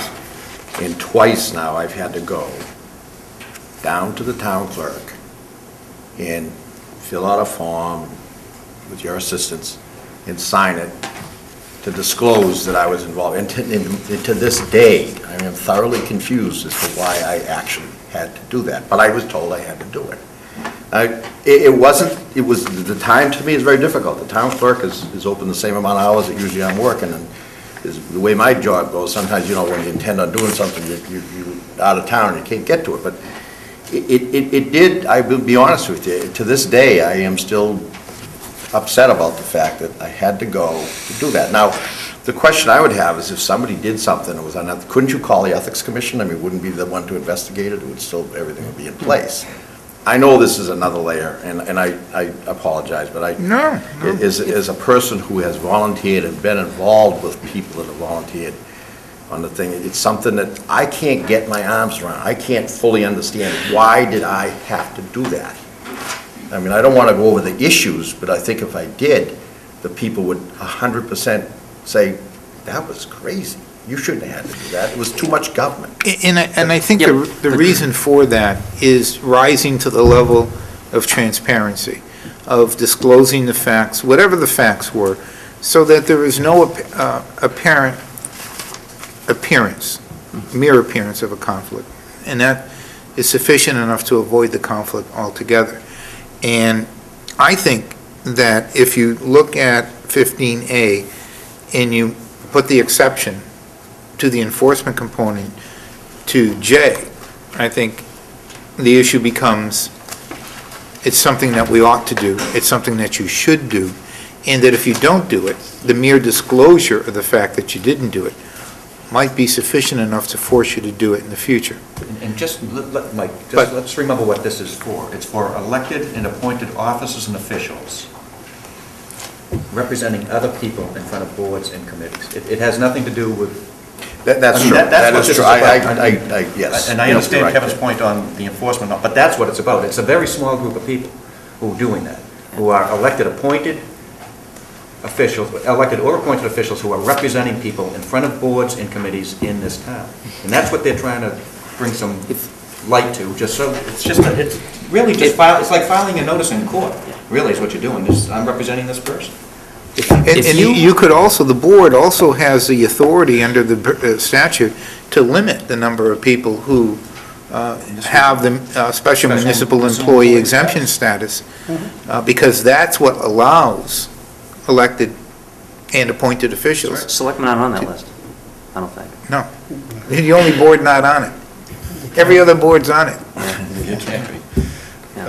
What's your recommendation, though, did somebody say bring it before the bylaw review committee? Well, I think if we go back to the bylaw review, I could submit some sort of a written notice to the bylaw review committee that the board would like to support the article. However, it becomes a little far-reaching in relationship to penalties under 15A, and if there could be an exemption for J in 15A, then it becomes a mere disclosure issue, rather than a penalty issue. Postpone this until Monday? Oh, yeah, I do. Why don't you go back and talk to them, John, if you have a chance, and see what they think? Sure. I can do that. You can make a recommendation on sure. Monday night? Yeah. Yeah, because we are getting to the point where, in this town, you're going to need a permit in order to get a permit.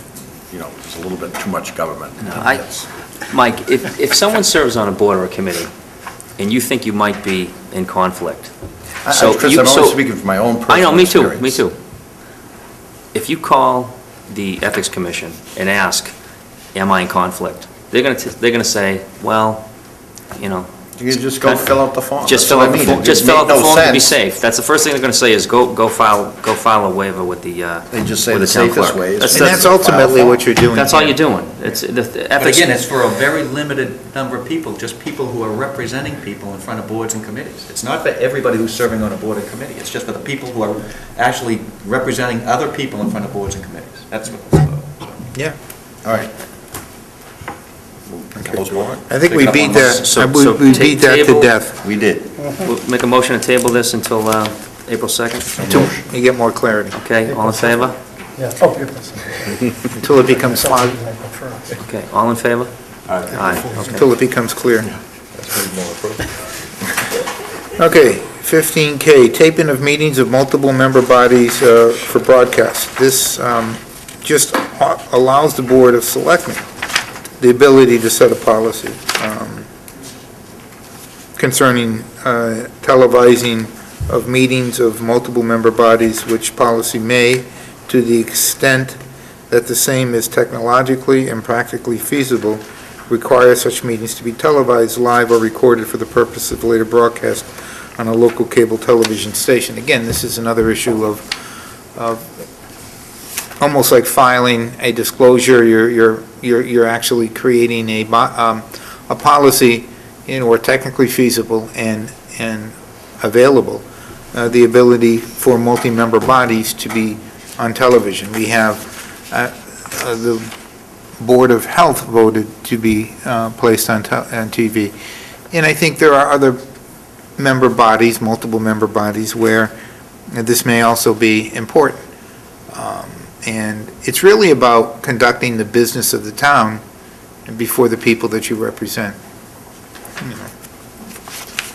Probably the best way to put I it. would move, we recommend approval.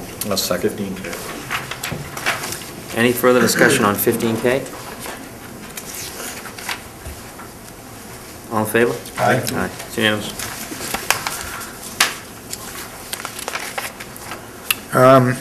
Distribution of warrant, this also took quite a bit of discussion. It's allowing the warrant, if I must say it again, we spent $16,000 that we don't have mailing out this warrant for 300 people to show up at town meeting. What this will do is allow the distribution of warrant to be posted in public places and available in public places, but that a postcard would be mailed with under section 152.2 with the appropriate and apparent information as to the time, date, and notice of where town meeting will be held, where the warrant will be available. It will be posted at the post office and 2 or more other public places in town, and to be posted in the town website and in accordance with the provisions of Mass General Law, Chapter 39, Section 10. We're one of very few communities that still incur the cost of mailing a warrant out to every household in town. Not registered, every household, because it's difficult to determine those that are registered and those that are not unless we get mailing slips or mailing labels from the town clerk's office. And what this will do is it will reduce the issue of timely notification to approximately, I think, 10 days, is that? No later than 1 week prior to the date of town meeting, a postcard notice shall be delivered to the post office for mailing to each resident or one or more registered voters in the town, setting forth at a minimum the date, time, and place of the town meeting, as well as language similar to the following. The warrant and finance committee recommendations may be reviewed at the town clerk's office at 500 Glenowitz Way, or on the town's website, address to be included, by contacting the town clerk and her phone number and requesting a copy of the warrant to be mailed. So the postcard, which I can venture to guess will be a lot cheaper than mailing out the warrant. And the postcard will go to every residence. No. It goes to one or more registered voters. Okay. I will move, we recommend approval. Can just, and I'll second that, Kevin, but one or more registered voters, that means each household, like the warrant doesn't go to one or more, or does it? No, it goes to the household, the warrant goes to the household where they're The postcard. registered. This is right. The postcard will go, Delivered to each residence of one or more registered voters. Okay, so it's one or more Say registered there's one voters for registered voter which, there, it'll go there. If there's two, there's one notice that will go there. Okay. Honestly, it's probably cheaper with the post office now to do the every door delivery. I just mailed out something, I think we spent 10 cents Really? for postage, to do the every. do you carry a every door. route pre-sort and all that? No, you just handed them, they do it now, anybody that is delivered by the post office, and the rate was, I think, 10 point something cents per piece. For a postcard or a letter? It was a flyer. A flyer, really? Yeah. Okay, we have a motion and a second. Any further discussion? All in favor of 15L? Aye. Aye, it's unanimous. Article M is a Finance Committee recommendations. It goes from 14 to 10 days.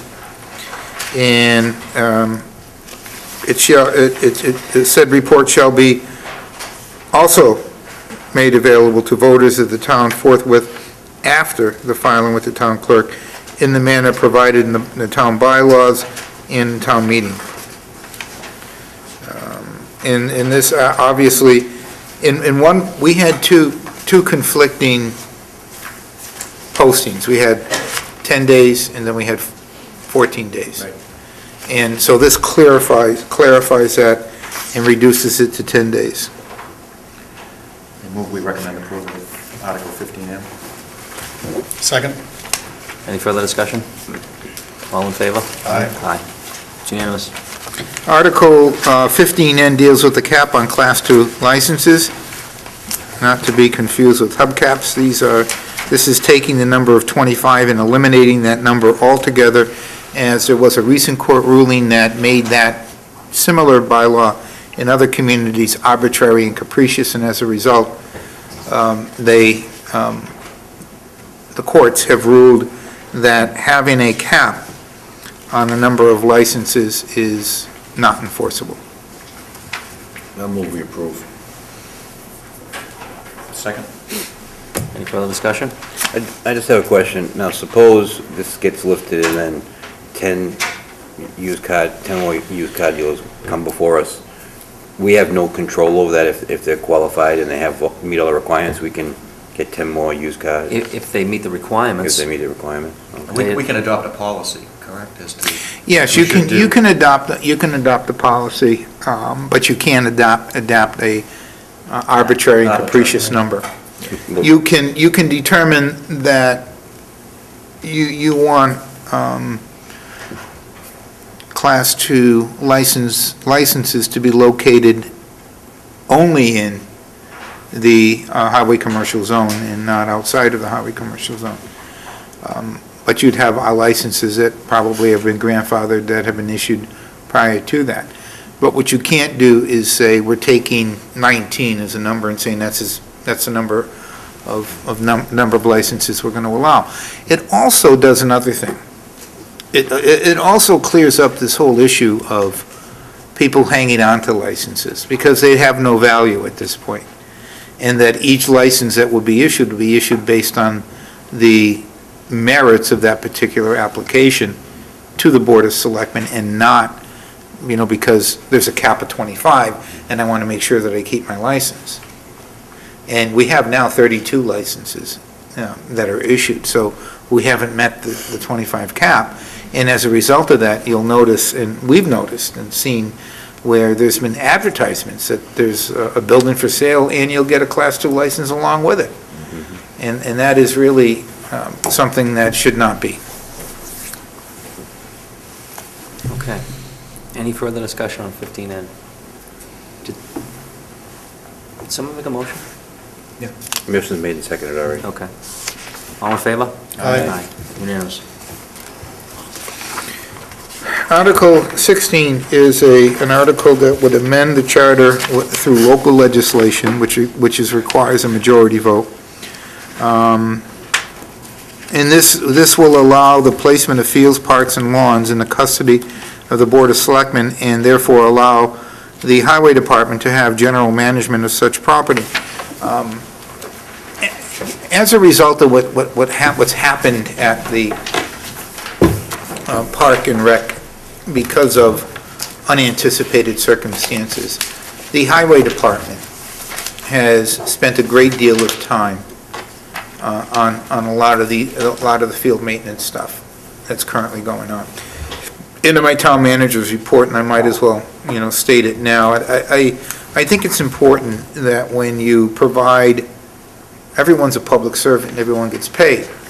But when that public servant or that department goes above and beyond what their normal scope of duty is to work for the better interests of the town as a whole, I think that that department needs to be recognized. And the highway department has spent a tremendous amount of time and effort in man-hours, which are not budgeted for Park and Rec stuff. Lining fields, getting the fields ready, beginning the mowing process, hiring some of the part-time people. And so what they have done, by virtue of the absence of a director and the ability to establish a program on the Park and Rec side, have begun to take on this responsibility, and they've done a magnificent job. And I think Kenan and Jack and the highway crew and the part-time people that have been hired, deserve recognition on the part of the town for the work that they're doing that they had no prior knowledge of doing until we ended up in this situation. I think that they've done a fantastic job and deserve some recognition. But this is what 16 would do. It would transfer that responsibility from Park and Rec and put it under the custody of the Board of Selectmen as the chief elected body in the town, and to then allow the highway department to begin to manage that.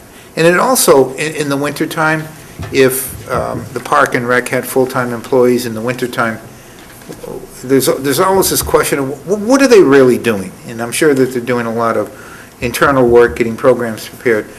But if it's under the custody of the highway department, then those individuals would be doing highway work in the wintertime and begin their summer schedule accordingly as it would be allowed to begin to prepare the public areas and to maintain those public areas during the summer months. So I think that this is the first step of a two-step process to getting to a DPW department. And if this works out well, then the structure will certainly fall into place to begin to establish the resources for a DPW at some point in the next fiscal year.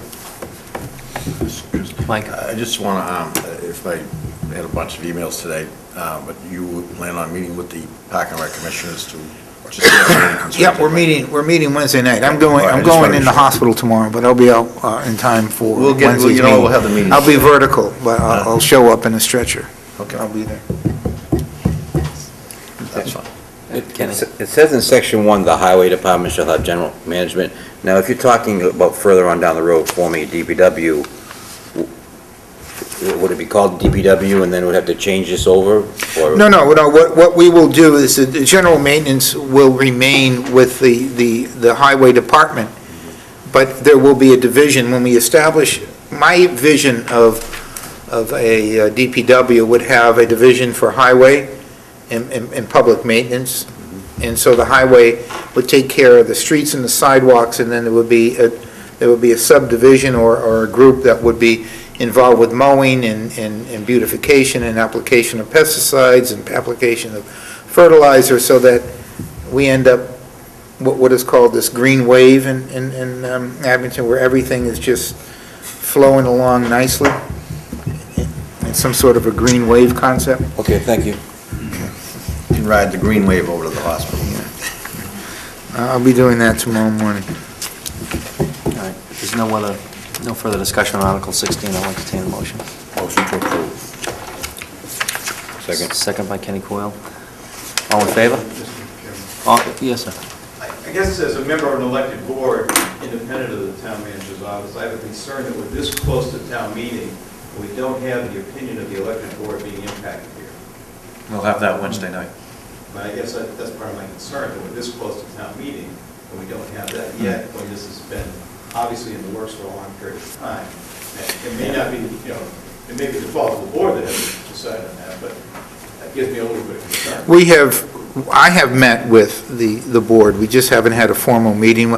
I have met with the chairman and members of the committee separately, and we have been talking about this for 2 years, so there is some prior knowledge to this, and we've talked about it. I think they look at the situation far differently today than they did last year, knowing of the vulnerability of their staff people, that they really need help getting the job done, and that the resources aren't there to establish two separate, distinct entities, that there needs to be some consolidation. So we're going to meet with them Wednesday, but I have spoken with Steve Wakeland and certain members of the Park and Rec Commission for quite a while about this, so they know it's coming. All right. Any further discussion? All in favor?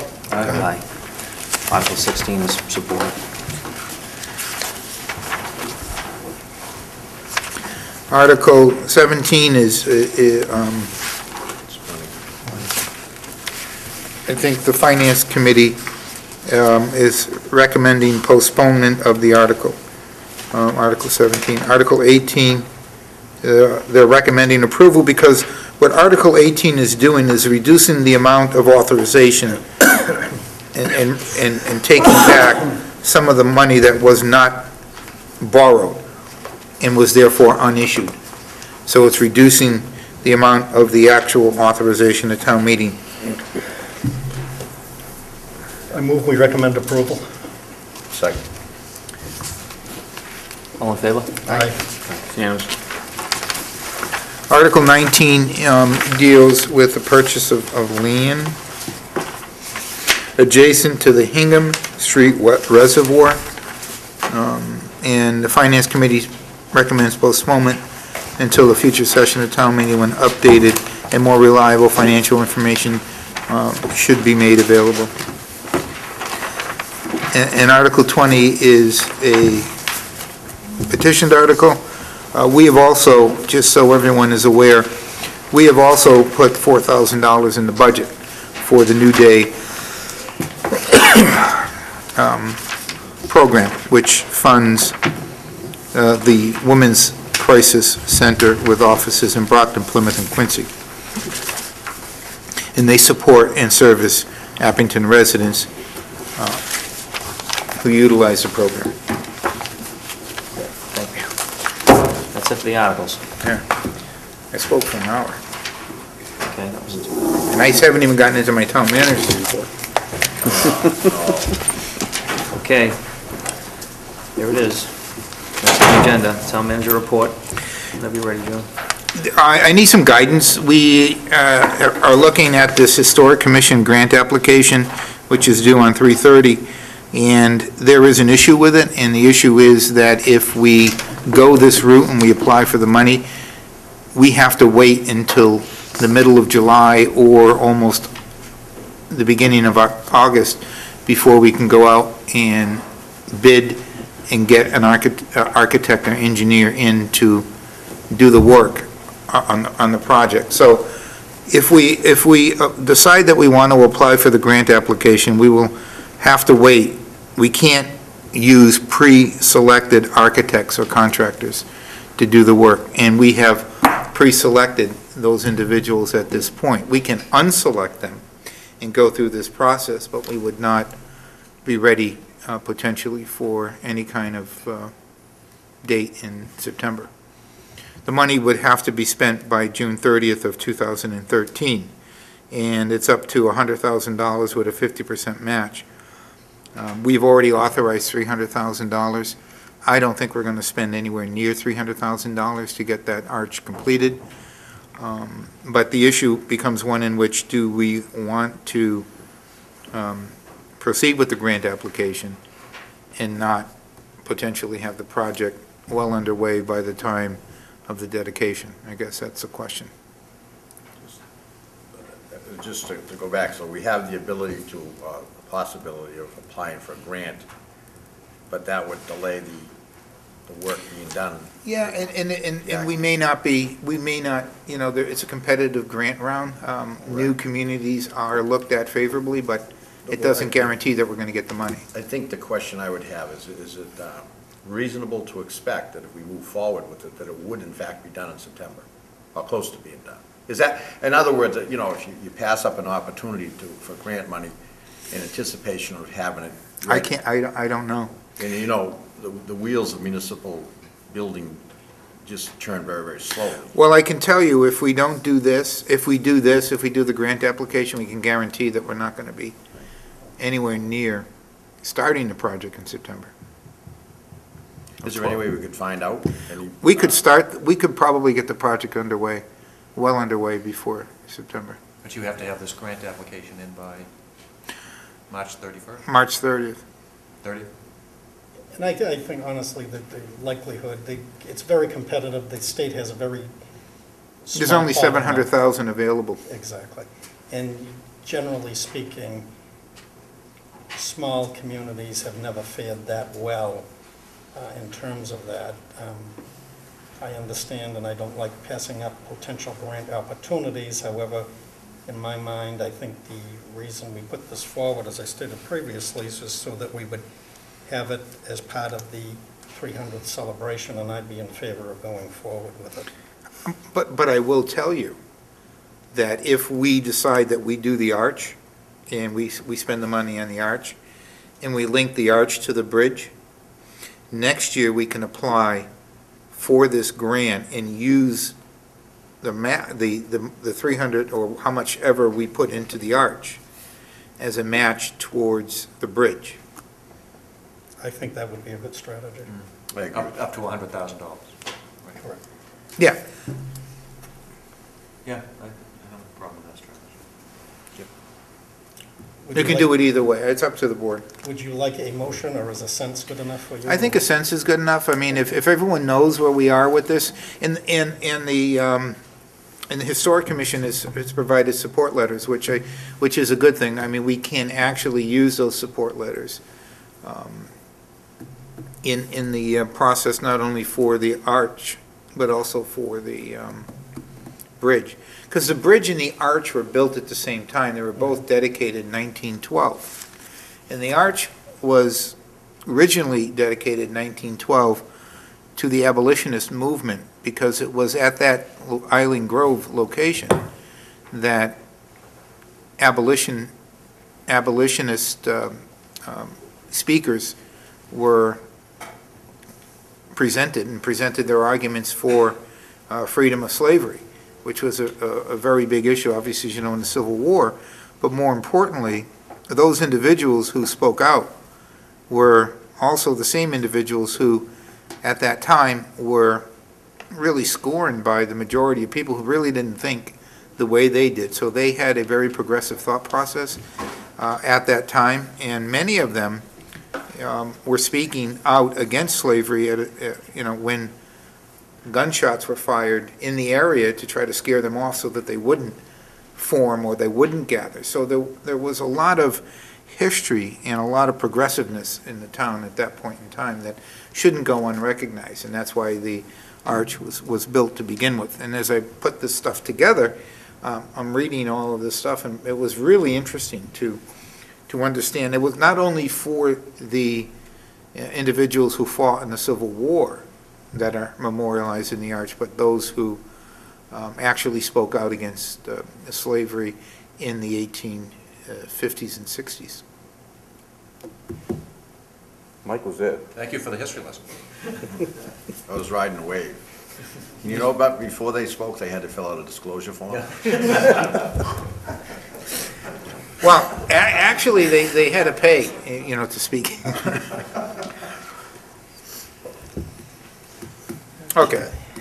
And the second thing I had was the issue of the Park and Rec, which I've already covered. The third issue deals primarily with an email that was sent out over the weekend, as I had nothing else to do. We were looking at where we stood in relationship to the budget, and as you know, and the town should know, there is a deficit that the town has to manage between now and when we go to town meeting finally to deal with the budget issues. I'm here to tell you tonight as the town manager that we will be working very closely with the school committee and, the school superintendent and the school department to close that gap. We do understand our financial responsibility to the town as a whole and to the various departments.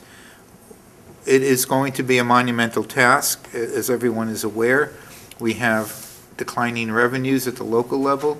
We have no opportunity for additional revenues at the state level, and any amount of ability to cut costs is certainly the direction that the town is proceeding. And in order for us to cut those costs, I am pleased to announce that we have signed a memorandum of agreement with the PEC to reduce our insurance costs by approximately $321,006. And that equates out to approximately $109,000 to the town and $211,863 to the schools. Those numbers are not included in those projections that I had sent out to you.